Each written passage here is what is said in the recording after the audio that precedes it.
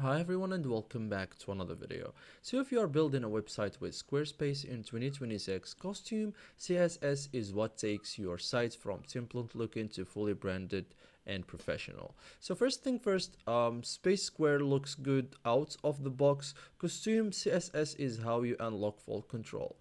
So in this guide, I will show you step by step how to add Costume CSS in Squarespace in 2026 safely, cleanly, and without breaking your site. Okay, so first thing first, open the Costume CSS editor. So log into Squarespace, go to website, um,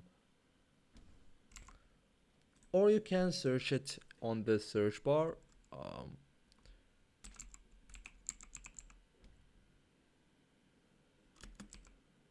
yes, here is it.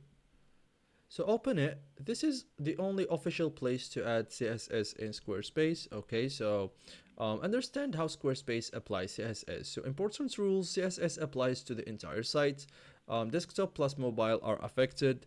Last rule wins, CSS hierarchy. Some styles are overridden by templates, so always test after every change. Okay, so begin with low risk edits like button colors, font size tweaks, padding and margins, background colors. Okay, so for example, mindset style first, then customize later, and then never rush. Okay, so avoid advanced selectors at the start. So to target elements correctly, open your site in Chrome, right click, inspect, find the class or ID, copy it into Costume CSS, prevents guessing, reduces error, and saves time. So thank you guys for watching this video and see you in the next tutorial.